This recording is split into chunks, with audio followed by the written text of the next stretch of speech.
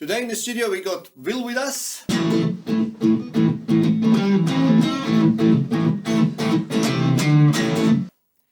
we're going to be talking about the Adventure 2021, May the 21st at Portland. I hope, I dream, I wish to catch a big fish, and I do it when I can. I'm a happy fisherman, and I do it when I can. I'm a happy fisherman. For the first time, Will took his new purchased Stubbycraft 2050. What did you think? Excellent boat. Excellent. I purchased the boat through Tony at My Marine down at Dramana. Excellent people to deal with. Wouldn't hesitate to recommend anyone down there. The boat handled tremendous. I mean, as you know, we were in 1.5 metre plus chop, large swells, and it was like a tank. Yeah, no, it was a beautiful ride and beautiful, definitely lots of room and that. We ended up going all the way to Horseshoe, and what happened? Not a lot. We travelled around the Horseshoe, couldn't see anything, no activity, no birds. So we ended up coming back in about 120 metres, I think it was. But yeah, we come across dolphins, a lot of krill, seen a tuna jump, and before you knew it, we were on. Yeah, we had obviously mixed lures. We did. We were running 2 deep divers on the inside. We were running skirts on the outside. But I believe the deep divers were doing most of the damage that day. We did hook them on the skirts as well. But yeah, no, it was enjoyable. We ended up with 5, I believe, that day. That's right. Lost 1. To what, I don't know. Something obviously come up and just bit the tuna straight off because the line was cut clean off. And no, it was enjoyable. It was good. So we had a good day on the water, and then the next few days the weather wasn't that good. So we ended up going to Nelson, driving to Port MacDonnell. On the way there, obviously halfway there, we saw some emus in front of a pine tree forest. We stopped, and there were saffron mushrooms everywhere. How did you find that? First time for me picking mushrooms. Quite enjoyable, relaxing, enjoyable. We've got to get the wife out. She's never picked mushrooms before, but I believe she'd enjoy it. But It's a beautiful adventure. it is excellent. And then, obviously, when we came back, we had some guests. We had Marco from Sharkman Charters. We had Jason from Magnet Charters. We had Luke as well. We cooked up some mushrooms and fresh tuna. We had a feast. It was a feast. Beautiful meal, beautiful company. You can't go wrong. Let's have a look at this video, and I hope you enjoy it. Cheers, guys. We got to Portland Thursday night and started our 4-day adventure by celebrating Will's birthday, and after a few bundies and a few bourbons, we end up back to our accommodation at Elstree, and yeah, we started setting up the gear and getting ready for tomorrow.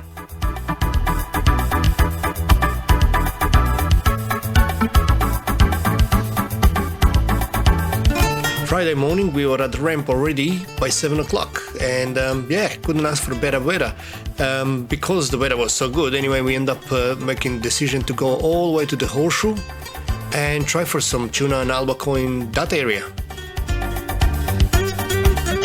40 kilometers later we arrived at our destination, and basically we start trolling. There was no signs of any activity at all.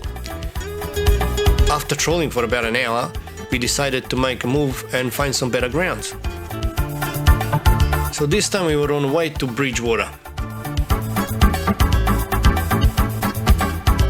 As we got to about 150 meter mark, we started to sight some dolphin activities.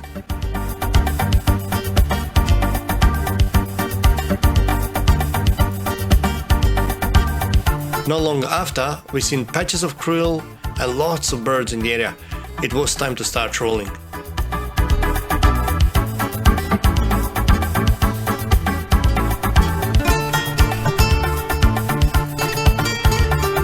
In the meantime, we seen some tuna jumping, so I knew it won't be long before we hook up. And it was on.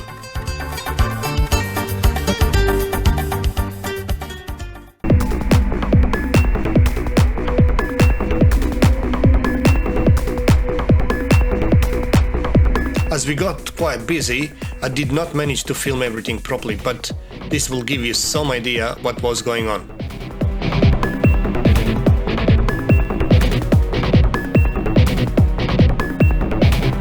Most hookups we got today was on deep divers, and the sabiki pilchard color with the red belly, that was the lure of the day.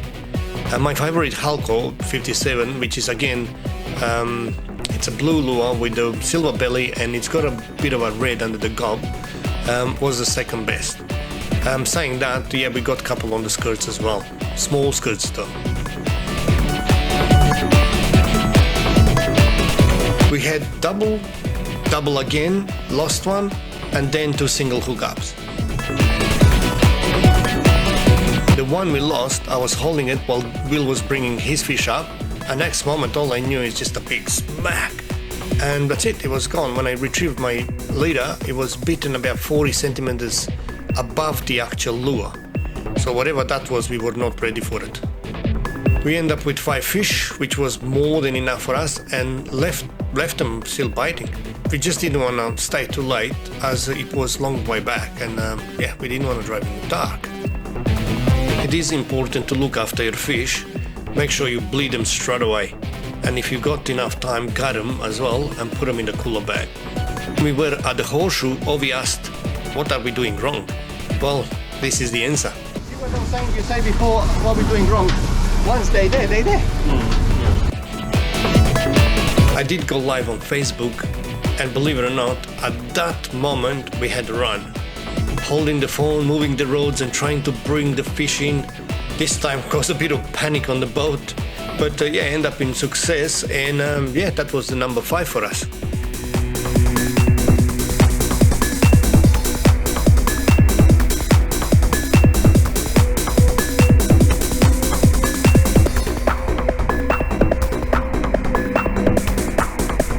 When these tunas are on 7 to 10 kilo schoolies, you can easily lift them just by the leader. I would not recommend to do that with a 15 kilo plus tuna unless you got really heavy leader.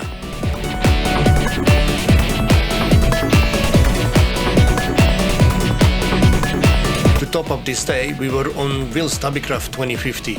It is an awesome boat. Lots of fishing room. I was impressed actually how it cuts 60 kilometers per hour.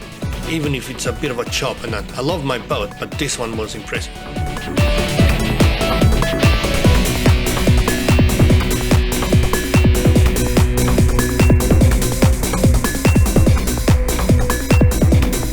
Cleaning time and photo time for us. Tomorrow the weather didn't look too good, so we may go for a bit of a drive to Cape Nelson and Cape Bridgewater.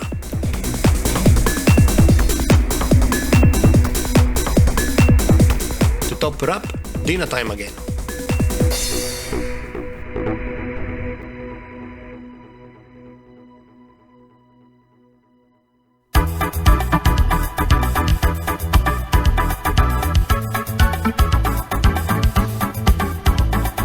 As the weather didn't look too good, we ended up at Cape Nelson.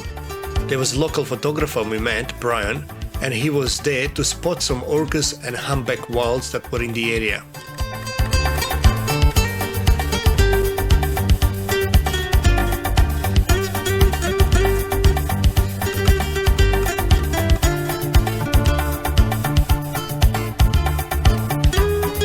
Then we went for breakfast at Cape Bridgewater. Very nice surf beach and great restaurant on the edge of it. The place is so peaceful, it's definitely a trip worth to do with the family.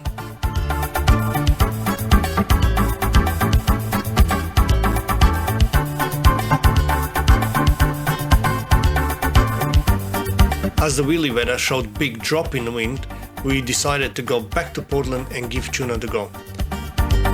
We launched around 2:30. We said we're going to fish for a couple hours in front of Cape Bridgewater again in 120 meters, and then by 5 o'clock we should be on our way back.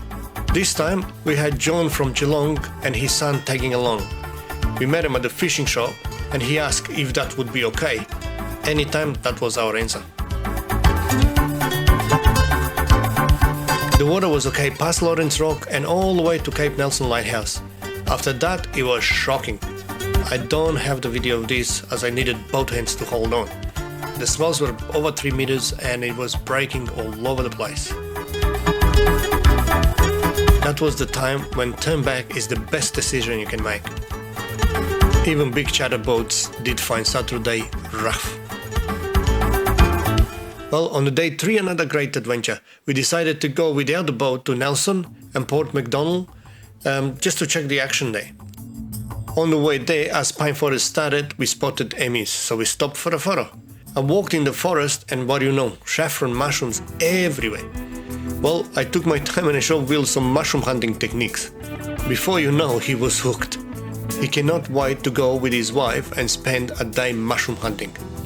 I just have to add that if you've never done it before and you don't know which mushrooms are eatable, go first with someone that's experienced. Once you learn what you're looking for, you will find it as a great outdoor adventure. And the taste of wild mushroom is just another level. This mushroom normally go for about $65 a kilo. Nelson is a beautiful little cozy place. Glenelg River is very popular as a great Mulloway fishing ground. You can launch just about any trailer boat and go upriver chasing Mulloway, bream, perch, etc.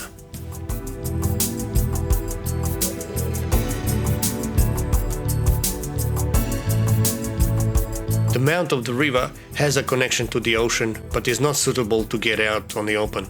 Apparently you can try on a good day, but I would not recommend it. We spoke to few people at boat ramp, but apparently the fishing was very quiet for more than a week now. Not just Mulloway, but bream and perch have been quiet as well.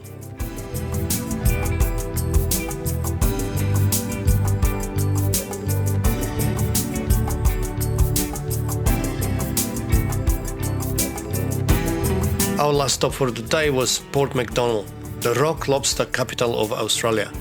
Beautiful little place with a nice break wall and nice boat ramp. Talking to locals, few tuna got caught, and the good part about it, you don't need to travel too far, 12 kilometers from the boat ramp basically.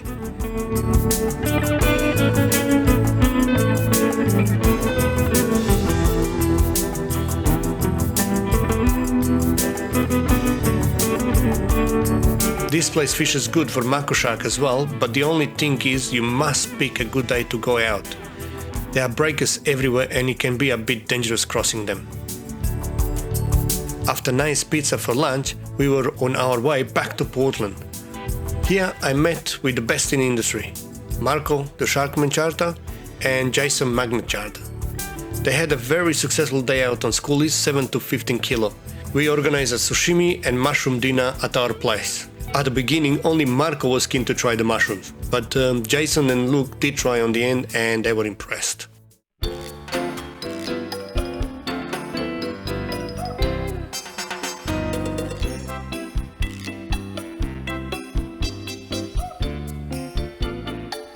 On the day 4, not much to say. I had a business meeting with a heritage advisor, so while I was waiting, I went to Lee Breakwater and started throwing some soft plastics. Before you know, barracuda everywhere.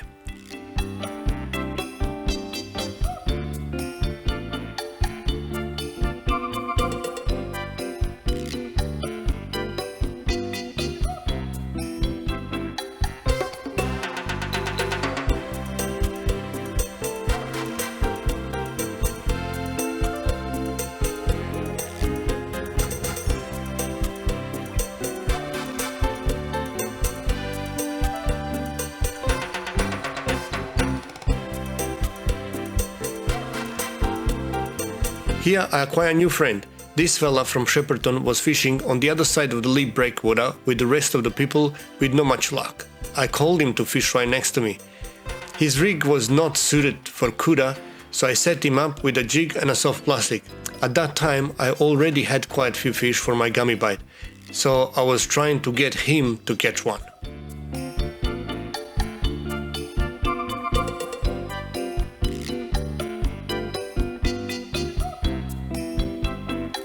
Bingo, big smile makes a happy fisherman.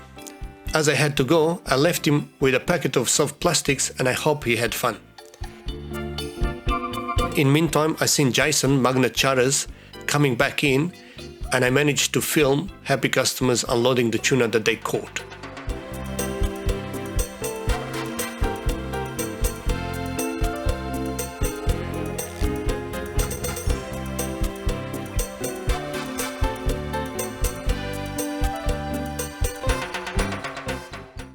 hope you enjoyed watching our fishing adventure in Portland. Just before we move on, couple things. If you're a first timer, make sure if you take your boat to Horseshoe or Bridgewater, you do go around the Lawrence Rock. Do not go between the rock and the shore. Leave that to the experienced people. Maybe tag along someone. Ask someone at the boat ramp if you can tag along. I'm pretty sure they're happy to help you out. Or even better, book a charter. We got great charters out there, and you'll know exactly if you can handle those waters yourself first, and then if your boat can handle all that sort of stuff. So keep in mind safety first. While we were fishing, the girls went exploring. Yes, Liliana and I had an amazing day in Portland. Well, we'll get Mima to show you the couple minutes video of Portland so you get more familiar with this place. I hope you enjoy it. 4 hours west of Melbourne we have this beautiful town of Portland. Some people call it the bluefin tuna capital of Australia. The Bay of Portland offers everything that a recreational fisherman would wish for. It's very protected, with no breaks or a rip to go through. It has 2 boat ramps, lots of boat parking, fish cleaning facilities, boat harbour, and more.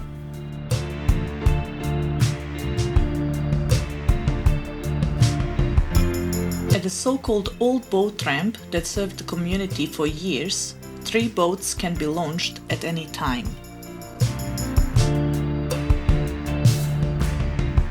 Now there is a new boat ramp with lots of cleaning tables and lots of parking.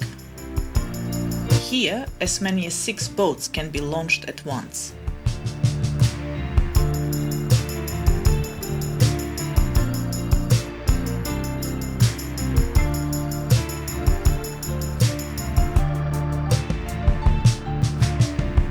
If you don't have a boat, you're covered. The Lee breakwater is 1.2 kilometers long. You can drive on, park your car and fish both sides of this break wall.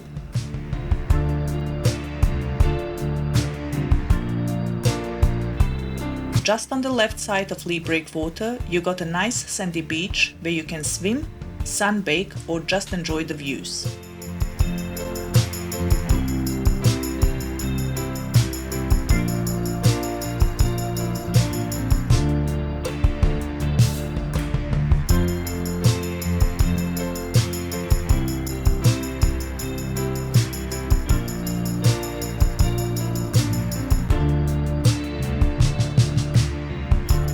The town itself offers everything from Woolworth, IGA, Aldi to pubs, restaurants, coffee bars, and more.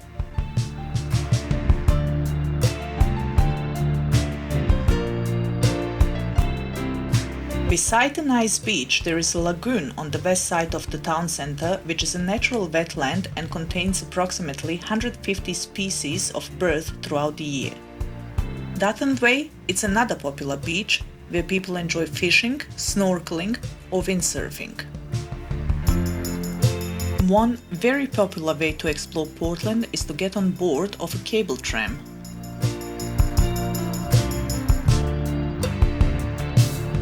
Travel along Portland's historic foreshore and enjoy the breathtaking views of the bay in the fully restored saloon and grip cars.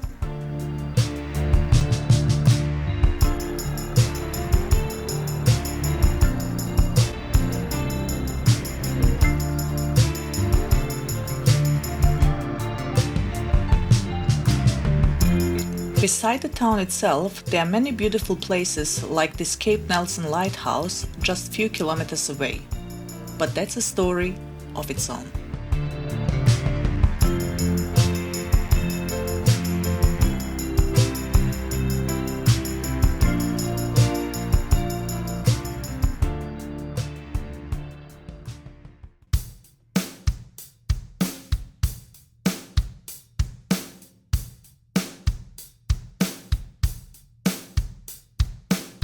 Everybody knows I fish a lot, so I do make safety my priority. Today in the studio we got Alex, another happy fisherman, and he's gonna tell you what extras do you need to have on your vessel when you go offshore. Well, when you're going offshore, apart from all of the standard safety equipment that is mandated by law, you need to carry an EPIRB on your vessel. An EPIRB is an emergency position indicating radio beacon. In effect, what this does is it enables rescuers to pinpoint your exact location. It floats and it puts the rescuers in the best position to find you should something go wrong out there. As well as an EPIRB, you need to have a parachute signal rocket, also known as a parachute signal flare, and these things coupled together provide additional safety for you and your crew and your vessel when you're out in the open ocean. Great. In the next couple episodes, we'll get Alex to show us how to use the flare, how to actually wear properly and inflate the jackets, and heaps more safety tips. I hope you enjoy it. Happy fishing.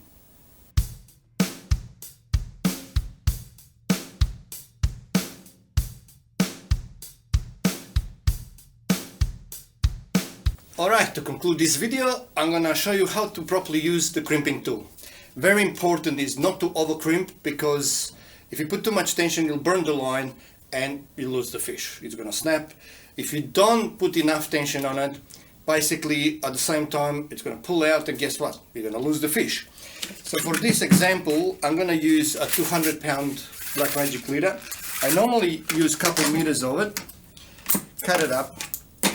You must have the proper diameter sleeve for it. So the metal sleeves have to match the leader diameter. So basically I put the sleeve through, and then what I normally do, I use this piece of plastic, it's a plastic tube you can buy in any fish shop. You basically cut about an inch and slide that over. Now this plastic will protect the leader from wear and tear on the ring of your stick bite or your deep dive and that, because this ring can actually damage your leader. Now, as I got that, I'll bring the leader back through the crimp. So back to the metal sleeve. And this time, what I do, I burn the edge that I bring back. Now that's gonna give an extra tension so it doesn't pull through. I bring all this back like so, and now, very important, you must use the appropriate size for your crimp on your tool, and do not crimp flat, like horizontal. You must have the crimp vertical. So when you crimp it, I normally do 1 and 2, and that is it. I hope you enjoyed today's show, and we'll see you next time when we're going to take you to Mud Island and show you an adventure catching gummy sharks. I hope, I dream, I wish to catch a big